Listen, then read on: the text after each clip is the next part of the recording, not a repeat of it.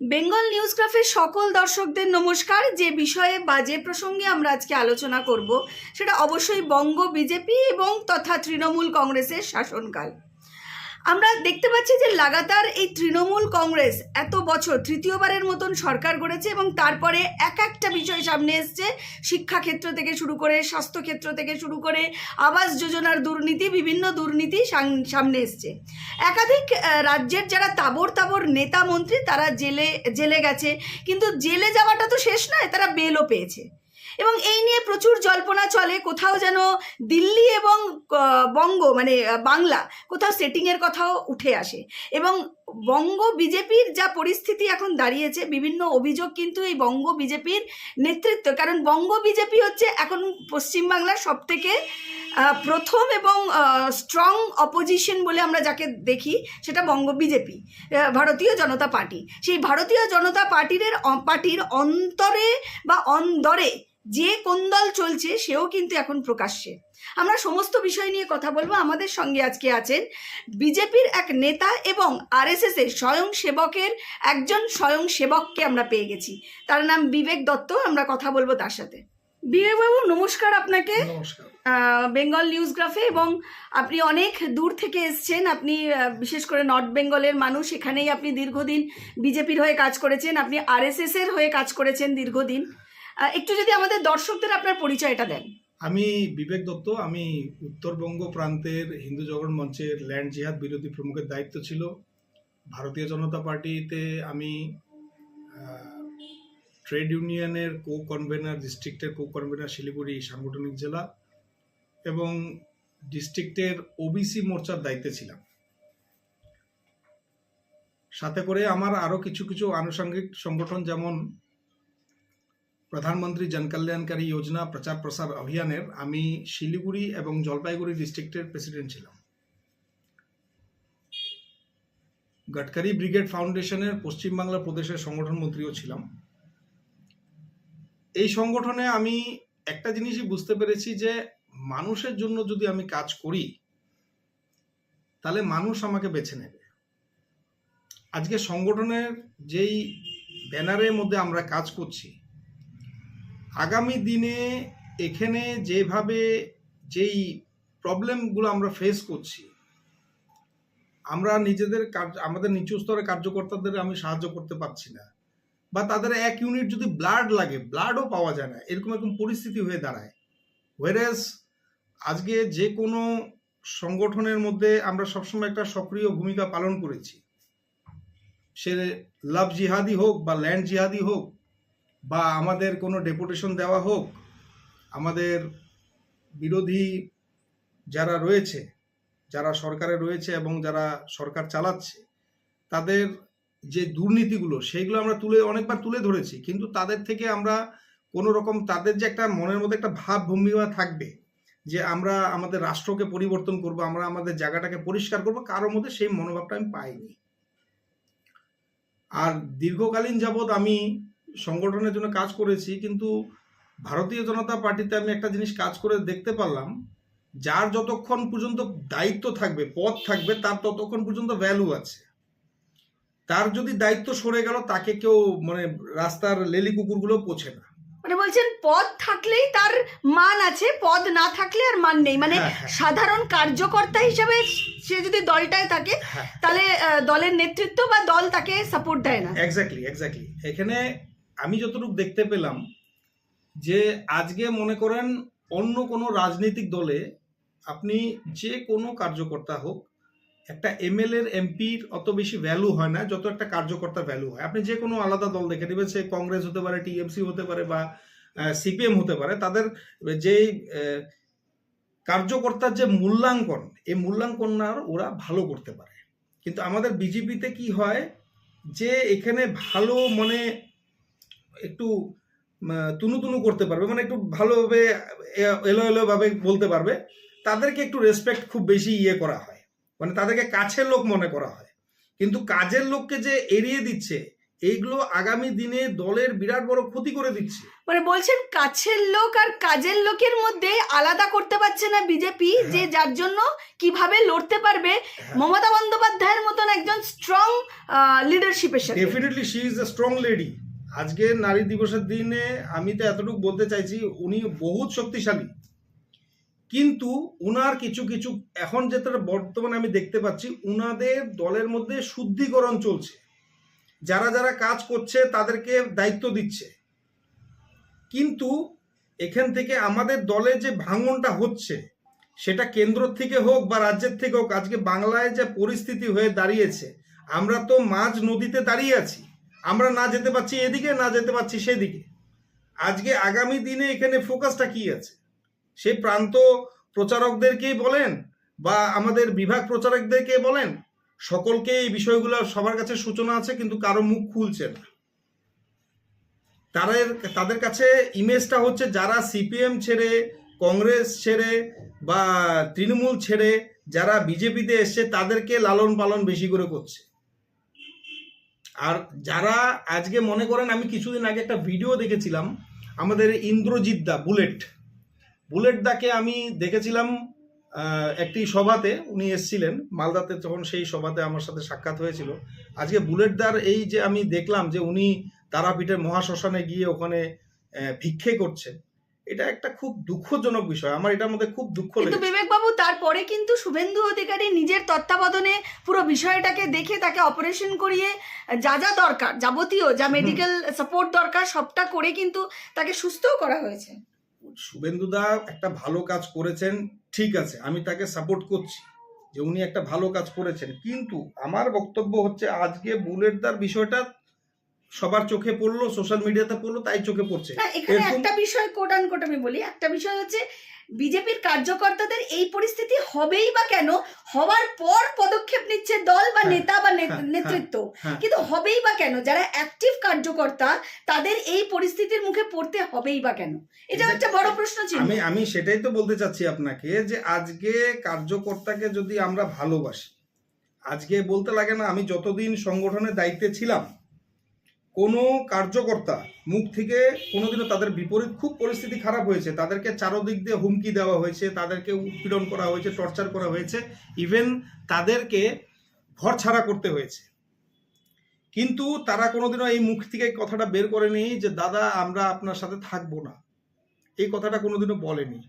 Even আজকের দিনেও সবাই কার্যকর্তারা যখন দেখছে যে আমার সাথে দিনের পর দিন বেইমানি হয়ে যাচ্ছে, তখন আলটিমেটলি ওরা বললো দাদা আমরা আপাতত আপনি যেটা বলবেন সেটাই হবে। যখন দেখছে যে দলের একটা মতি নেই, মতি না থাকলে গতি কোথার থেকে হবে? তো মতি থাকা তো দরকার। একটা বিষয়ে যাব বিবেকবাবু, একাধিক দুর্নীতি সামনে এসছে এই রাজ্য সরকারের, হ্যাঁ, সেটা শিক্ষা ক্ষেত্রে হোক, স্বাস্থ্য ক্ষেত্রে হোক, বিভিন্ন জায়গায়, সেটা 100 দিনের কাজে বলুন, আবাস দুর্নীতি বলুন, মানে বিভিন্ন জায়গায় রেশন চুরি, এই মানে প্রমোটিং রাজ, জমি দখল মানে জমি চুরি, ল্যান্ড স্ক্যাম, মানে বিভিন্ন জায়গায় একটা জায়গাও ইঞ্চি বাদ নেই যেখানে রাজ্য সরকার বা এই সরকারের কোনো স্ক্যাম ধরা পড়েনি। এবার বিষয়টা হচ্ছে একাধিক মন্ত্রীরা জেলে গেছে এবং সিবিআই তদন্ত, সিবিআই আমরা জানি যেটা গোটা ভারতবর্ষে সিবিআই সবার মাথা উঁচু করে, এমন একটা এজেন্সি, তো বারবার ফেলিওর হচ্ছে। তাহলে সিবিআই ফেলিওর হচ্ছে নাকি দিল্লির কলকাঠি নাড়ানো হচ্ছে, এই বিষয়টাকে কিভাবে দেখছেন? কারণ ইতিমধ্যেই বিভিন্ন জায়গায় বলা হয় সেটিং এর কথা। আপনি যেহেতু দীর্ঘদিন বিজেপি করছেন, কোথাও কি মনে হয় যে এই সেটিংটাই চলছে? দেখুন, সেটিং তো চলছে, মানে আপনি স্বীকার করছেন বিজেপির কর্মী? হ্যাঁ হ্যাঁ হ্যাঁ, আমি যেটা সত্য সেটাই আমি তুলে ধরতে চাইছি, যেটা আমি অনুভব করেছি, আমি যতটুকু বুঝতে পেরেছি। আজকে মনে করুন অন্য দলের থেকে যারা যারা এসছে, যাদের মধ্যে করাপশন, যারা করাপ্টেড চার্জেস যাদের মধ্যে রয়েছে, তারা আলটিমেটলি দিনের পর দিন ছাড়া কিভাবে পেয়ে যাচ্ছে। আজকে দিনের পর দিন তারা ছাড়া পাচ্ছে এবং দিনের পর দিন আরো করাপশন বাড়ছে, কিন্তু এই করাপশনটা তো এক জায়গাতে তো শেষ করতে হবে। যদি আমার রাষ্ট্রকে পরিষ্কারভাবে রাখতে হয়, আমার যদি দেশকে স্বচ্ছ বানাতে হয়, নির্মল বানাতে হয়, তাহলে আমাদেরকে এই পদক্ষেপগুলো নিতে হবে। এখন সুপ্রিম কোর্টের নতুন নিয়ম বের হয়েছে যে 6 বছরের জন্য, কারণ আমার যদি কোনো কেস থাকে বা তার নামে যদি কোনো মামলা থাকে, সে জায়গায় 6 বছর লড়তে পারবে না। কিন্তু আমি মনে করছি যে 6 বছরে কোনো এটার মধ্যে সীমা না, দেখতে দেখতে বছর পার হয়ে যায়, 6 বছর যেতে যেতে কোনো টাইমই লাগবে না। আমার কথা শুনতে খুব খারাপ লাগবে, কিন্তু এটা একদম সত্য কথা বলছি। আর আমি আজকে এক ব্যক্তির নামে বলতে চাইছি। বিবেকবাবু, আমি জাস্ট একটা প্রশ্নে চলে যাব, বলুন। জাস্ট আমি শুনবো আপনার সমস্ত বক্তব্যই আজকে শুনবো। বিষয়টা যে 26-এর নির্বাচন সামনে, খুব বেশি হাতে সময় না নেই। না বিজেপি এখনো রাজ্য সভাপতি ঘোষণা করতে পারলো না। না, সংগঠনের অবস্থা খুব যে ভালো তা নয়, খুব খারাপ, শোচনীয়। শোচনীয় আপনার কথা অনুযায়ী। সেই জায়গায় দাঁড়িয়ে তৃণমূল কংগ্রেস ইতিমধ্যেই কর্মী সভা করেছে, তাদের বিভিন্ন নেতাদের নিয়ে সম্মেলন হয়ে গেছে এবং তারা নেত্রীর নির্দেশে, মানে মমতা বন্দ্যোপাধ্যায়ের নির্দেশে 26-এর প্রস্তুতি শুরু হয়ে গেছে, মাঠে নেমে পড়েছে। সেই জায়গায় দাঁড়িয়ে বিজেপি 26-এ আপনি বললেন 33টাও পাবে না, তাও তো আপনি 33 বললেন, মানে মনে হয় যে 33টা অব্দিও যাবে যা পরিস্থিতি? না না, যা পরিস্থিতি দেখতে পাচ্ছে এখন, দেখেন সংঘ যেরকম ভাবে নিজের মানে গ্রাউন্ড স্তরে কাজ করছে, সে গ্রাউন্ড স্তরে কাজ বোঝা কিন্তু খুব কঠিন। এটা কিন্তু আমি অ্যাজ এ স্বয়ংসেবক বলছি, আর খুব কমপ্লিকেটেড। আজকে আমাদের এখানে যা পরিস্থিতি, এই পরিস্থিতির জন্য আমি মনে করি কিছু বহিরাগতরা দায়িত্ব, মানে ইন দ্য সেন্স যারা বাইরের থেকে এসে যেখানে যারা বিজনেস করে নিয়ে অনেক টিকিট বিতরণ হয়েছে, অনেক টিকিট বিক্রিও হয়েছে, বিতরণ এবং বিক্রি দুটোই হয়েছে, যার জন্য আজকে এই পরিস্থিতি দেখতে হচ্ছে। আজকে দিন নেই রাত নেই আমরা দলের জন্য নিজের জীবনটাকে রিস্কে উঠাচ্ছি। আজকে এত এত ঘটনা হয়েছে, কেন আজকে কেন্দ্র কি আমাদেরকে হেল্প করতে পারতো না? নিশ্চয়ই করতে পারত, কিন্তু সেই জায়গার মধ্যে নরেন্দ্র মোদী এবং অমিত শাহর কোনো টিম এখানে সহযোগিতা করতে পারেনি। কত লোককে পাঠালো, কিন্তু আলটিমেটলি বেঙ্গলে কিচ্ছু হয়নি, আর বেঙ্গলে হবে না। কারণ ব্যর্থ কেন? কারণ এখানে চলছে বট আপ পলিটিক্স চলছে। যদি তাই হয়ে থাকে বিবেকবাবু, দিল্লির কাছে কি কোনো খবর নেই? সব খবর আছে। তাহলে কেন তারা সেই গোটা পলিটিক্সও যদি চলে, বা যদি কেউ এরম টাকার বিনিময়ে নিজের দলকে এইভাবে বিপদে ফেলার চেষ্টাও করে, সব রিপোর্ট থাকলে কেন তাকে সরিয়ে দিচ্ছে না বা সেই পদক্ষেপ নিচ্ছে না? দেখুন, এখন এটাও তো প্রশ্ন ছিল। এখন বর্তমানে বলতে গেলে যে যা পরিস্থিতি চলছে এখন দেশের, যেটা মানে 75 to 85% যেটা মানি, যেটা টোটাল ট্রানজ্যাকশন যেটা চলছে, সেটা টোটাল চলে গেছে এখন গুজরাট লবির হাতে। ওনার কাছে আম্বানিও আছে, ওনার কাছে আদানিও আছে। আজকে আমি একটা কথা, সিম্পল একটা কথা বলে দিই আপনাকে। আজকে আমি প্রধানমন্ত্রীর প্রচার প্রসার অভিযানের দায়িত্ব ছিলাম। আজকে আমাদের যা পরিস্থিতি, এখানে সাধারণ একটা মুদ্রা লোন যদি কেউ চেতে যায় সে পায় না, তার ডকুমেন্ট ঠিক থাকে সে পায় না, কিন্তু একটা প্রাইভেট ফাইন্যান্স থেকে সে তৎক্ষণাৎ লোন পেয়ে যায়। এই যে প্রাইভেট ফাইন্যান্স থেকে যে তৎক্ষণাৎ লোন পাচ্ছে, আর এটা যে একদম চড়া সুদ যে টানতে হচ্ছে, তো সেটা কতদিন টানতে পারবে? আজকে একটা সিম্পল আপনাকে উদাহরণ বলে দিচ্ছি। আজকে আমাদের এখানে প্রত্যেকটা বাংলার ফ্যামিলিতে বলছি, আমি বাংলার না সমগ্র ভারতবর্ষের কথা বলবো, যদি মনে করেন কারো ইনকাম আছে 15,000 টাকা, তার 10,000 টাকা তার এক্সপেন্সেস আছে। আগে মনে করেন সেই এক্সপেন্সেসটা 5,000 টাকা ছিল, এখন সেটা বেড়ে 10,000 টাকা হয়েছে, তার সেভিংস আলটিমেটলি কম হয়ে যাচ্ছে। মানে ইনকাম আছে লিমিটেড, এক্সপেন্ডিচার বেড়ে গেছে, যার জন্য এখন তার কাছে হচ্ছে না। আজকে আমাদের টাকার মূল্য যেটা আছে দিনের পর দিন বেড়ে যাচ্ছে, কিন্তু আলটিমেটলি আমরা কোথায় সেই জায়গাটা তো পাচ্ছি না। আজকে নরেন্দ্র মোদীজি বলছিলেন যে হর সাল 2 করোড় নকরি হাম দেঙ্গে, তো 2 করোড় নকরি যে দিবে, আজকে 10 বছরে তো 20 কোটি নকরি দেওয়ার কথা ছিল, তো সেই জায়গাতে উনি দিতে পারছে না। আজকে রেলের মধ্যে এত বড় বড় দুর্ঘটনা হয়ে যাচ্ছে, রেলের মধ্যে only inaugurating the Vande Bharat train is not the resolution in our country. এই যে রেলওয়ে ট্র্যাকগুলো আছে আমাদের দেশে, যখন এই রেলওয়ে ট্র্যাকগুলো বানানো হয়েছে, সেখানে 100 স্পিডে যখন একটা ট্রেন চলে, ওই মাটিটা চাপা পড়ে, কিন্তু এই ট্র্যাকগুলোর কোনো ট্রিটমেন্টের কোনো ভাবে যে একটা যে আমি রেকটিফাই করব বা আমি রিপেয়ার করব, সেসব বিষয় কারো ইয়ে নেই। যারা মানে খুব আগের দিনে যেগুলো নেতা ছিল, মনে করেন নরেন্দ্র মোদীর আগের যে পিরিয়ডটা যারা নেতাগুলো ছিলেন, তাদের স্পেকুলেশনস গুলো খুব ইম্পর্টেন্ট, খুব ভালো ছিল। বিবেকজি, আপনি মমতা বন্দ্যোপাধ্যায় সরকারের সমালোচনাও করলেন, বললেন যেভাবে দুর্নীতি, বিজেপি সরকারেরও কিছু কিছু সমস্যা যেগুলো আপনি আলোচনা করছেন বা বলছেন, কিন্তু সেইভাবে দেখতে গেলে দিল্লিতে কিন্তু কেজরিওয়ালকে সরিয়ে ভারতীয় জনতা পার্টি সেখানে কিন্তু পদ্মফুল ফোটালো এত বছর বাদে। তাহলে মানুষ তো ভারতীয় জনতা পার্টিকে বিশ্বাস করলো বা বিশ্বাস করছে। এই যদি কোনো উন্নয়নই না হয়, সেই বিশ্বাসের জায়গাটা কি থাকে যে না, দিল্লির মতন রাজ্যে? একটা কথা হয়েছিল কি, কেজরিওয়াল জি, আমি যতটুকু জানি, আমার ব্যক্তিগত যতটুকু জানা, কেজরিওয়াল জি নিজেদের মানে ওখানকার দিল্লিবাসীর জন্য ভালো কাজ করেছিলেন। এমন এমন রাস্তা বানিয়েছেন যে জায়গার মধ্যে মনে করেন দিনের বেলা সাপ আর বিচ্ছু বেরোতো। সেই ক্ষেত্রের মধ্যে উনি যখন এই রাস্তাগুলো বানিয়েছেন, নালা নর্দমা সব রকমের হেল্প করেছে, জলের খুব সমস্যা ছিল সেটাও হেল্প করেছেন। কিন্তু একটাই খালি প্রবলেম হয়েছে, উনি রাষ্ট্র বিরোধী কিছু গতিবিধির লোকের সাথে উনি মেলামেশা করে ওনার এই ফিউচারটাকে নষ্ট করেছে। খালিস্তানিরা যখন ওনার অ্যাকাউন্টের মধ্যে টাকাটা পাঠিয়েছিল, তো সেই আজকে মনে করেন আমরা ভারতীয়, আমরা কিভাবে আমাদের দেশের বিভাজন হতে দিতে পারি? আজকে মনে করেন আমাদের ভারতবর্ষর এই 15টা দেশের মধ্যে টুকরো টুকরো হয়েছে। কোন দেশ সমৃদ্ধশালী? ভারতের মতন সমৃদ্ধশালী দেশ নেই। তাহলে সেক্ষেত্রে আপনি বাংলায় কি বলবেন? আমাদের বাংলাতে বাংলার যা পরিস্থিতি, যেভাবে জেলায় যে বিঘেকে বিঘে দখল করা হচ্ছে, যেভাবে রোহিঙ্গা অনুপ্রবেশ করছে, যেভাবে জঙ্গিদের একটা আখড়া তৈরি হয়ে গেছে, বিভিন্ন জায়গায় জঙ্গি ধরা পড়ছে, এবং মমতা বন্দ্যোপাধ্যায় তিনি নিজেও বলেছেন যে একটা বিশেষ সম্প্রদায়কে একটু তোষামত করতেই হয়, কারণ যে গরু দুধ দেয় তার লাথি খেতে হয়, ইত্যাদি ইত্যাদি তিনি বলেওছেন। তাহলে বাংলার পরিস্থিতি তো আরো ভয়ঙ্কর, কি বলবেন? বাংলার পরিস্থিতিটা ভয়ঙ্কর কেন? কারণ বাংলার যেই লোকগুলো আজকে মনে করেন আমরা সকলেই বাঙালি যারা রয়েছি, আমাদের দেশের জন্য যারা আমরা রক্ত দিয়েছি, আমরা দেশকে যারা ভালোবাসি, এই মাটিকে ভালোবাসি, আজকে প্রত্যেকটা রাজনৈতিক দল এসে বাংলাতে শুধু তোষণ এবং শোষণ চালিয়েছে। কিন্তু ভারতীয় জনতা পার্টি এমন একটা দল, যে দলের মধ্যে কোনো মানে তোষণ চলে না বা পোষণ চলে না, সবার জন্য কাজ করে। আজকে আমরা চাইছি যে অটল বিহারী বাজপেয়ী যে ভারতীয় জনতা পার্টি ছিল, সেই ভারতীয় জনতা পার্টি যাতে পুনরায় ফিরে চলে আসুক। কারণ অটলজি এমন একজন ব্যক্তিত্ব ছিলেন যে কোনোদিনও নিজেদের পুরনো কার্যকর্তাদের হারায়নি। আজকে সেই আইডিওলজিটা যাতে পুনরায় ফিরে আসুক, আমরা এই দলকে পুনরায় প্রতিষ্ঠিত করতে যাচ্ছি। আমরা তাকে চাচ্ছি শক্তিশালী হোক। আমরা একটা শক্তিশালী ভারত নির্মাণ করতে গেলে আমরা অখণ্ড ভারতের কথা বলি, আমরা অখণ্ড ভারতের কথা চিন্তা করি। সেই জায়গার মধ্যে আমাদের সকলের একটা কোলাবোরেশন দরকার আছে, সবার সহযোগিতা আমাদের দরকার আছে।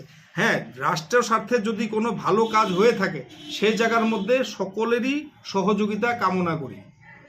আজকে যদি রাষ্ট্রের বিরোধী কেউ কাজ করে, সেটাকে আমাদেরকে আইডেন্টিফাই করার দরকার আছে। আজকে আপনি মনে করছেন যে দিল্লিতে শুধু অমিত শাহ এবং নরেন্দ্র মোদীর জন্য যদি সরকার হয়েছে, সেটা ভুল। স্বয়ংসেবকরা যা হেল্প করেছে, যা সহযোগিতা করেছে, এবং যারা পুরনো লবির যারা পুরনো বিজেপি যারা রয়েছে, তারা সকলে সহযোগিতা করেছে এবং ভোটিং করেছে, যার জন্য আজকে পুনরায় এখানে ওরা সরকার গঠন করতে পেরেছে। কিন্তু আজকে সরকার গঠন করাটা বড় ফ্যাক্টর না।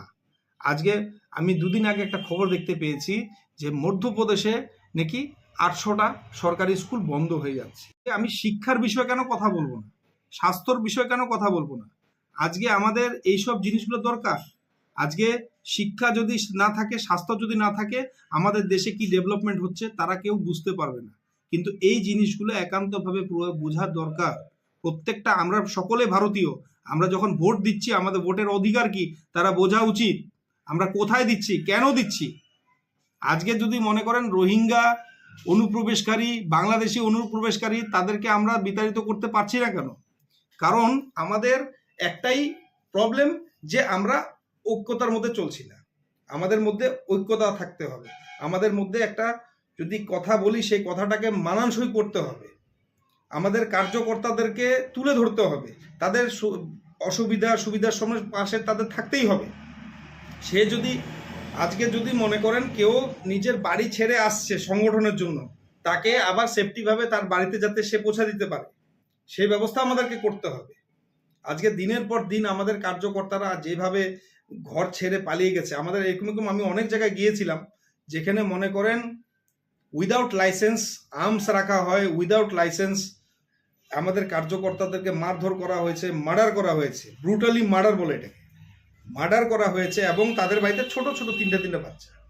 সেই বাচ্চাগুলার আগামী দিনের তাদের কিভাবে তারা চলবে ফিরবে, তাদের উনুনটা ঠান্ডা হয়ে আছে কিনা, তারা খেয়ে আছে কিনা, কেউ জিজ্ঞাসাবাদ করতে যায় না। অবশ্যই সেটা তো দলের একটা সবসময় একটা নৈতিক দায়িত্ব দলের থেকেই যায়। হ্যাঁ, একদম শেষ একটা প্রশ্ন করবো বিবেকবাবু, সামনে যেহেতু 26-এর নির্বাচন, আপনি দীর্ঘদিন বিজেপি কর্মী, বিজেপির পদে ছিলেন, দায়িত্বে ছিলেন এবং স্বয়ংসেবক একজন, সেই জায়গা থেকে দাঁড়িয়ে কি বার্তা দেবেন, মানে এই দলকে আপনার অভিজ্ঞতা থেকে কি বার্তা দেবেন বিজেপিকে, বা এখন যেভাবে তৃণমূল কংগ্রেস রাজ করছে বাংলায়, তাদেরকে হারাতে গেলে বা আবার পরিবর্তন আনতে গেলে ঠিক কি মেসেজ দিতে চান? আমি এতটুকু বলতে চাইছি যে আমাদের সকলের দলের জন্য কাজ করা উচিত, এবং বর্তমানে আমাদের আরএসএস এর যারা ব্যক্তিত্বরা, যারা নেতৃত্ব দিচ্ছে আরএসএস এর দিকে, তাদেরকে বেসিক্যালি এখন চিন্তা করা উচিত যে যারা যারা দলের জন্য কাজ করেছে, যারা যারা কাছের লোক নয় কাজের লোক, তাদেরকে পুনরায় যাতে ওখানে নিযুক্তি করা হয়, এবং পুনরায় যাতে তাদের মনের মধ্যে একটা বিশ্বাস ভরা হয় যে না, আমরা আগামী দিনে যখন আমরা সরকার গঠন করব তখন আমরা ঠিক মতন দলটাকে চালাবো, পরিচালনা করব। এবং এখানে যতটুকু দেখা যাচ্ছে যে যা যা শুদ্ধিকরণ মমতা ব্যানার্জি যখন সিপিএমকে সব শেষ করে দিয়ে যখন মমতা ব্যানার্জি ক্ষমতায় এলেন, তখন যখন মানুষ একটা ভরসা করেছিলেন ওনার উপরে, এখন পুনরায় সেটা যখন বিজেপির দিকে আমরা ঠিকভাবে স্ট্রংলি করতে পারছি না। কারণ আমি একটা জিনিস বিশ্বাস করি যে সংগঠন দিয়ে সরকার তৈরি হয়, সরকার দিয়ে কখনো সংগঠন তৈরি হয় না। আমাদের কাছে রণনীতি আছে, কিন্তু রণকৌশল কোথায়? সে রণকৌশলটা দেখানোর জন্য আমার একটা ব্যক্তিত্ব, এমন একটা ব্যক্তিত্ব দরকার যে আমাদেরকে সঠিক নেতৃত্ব। Yes, exactly.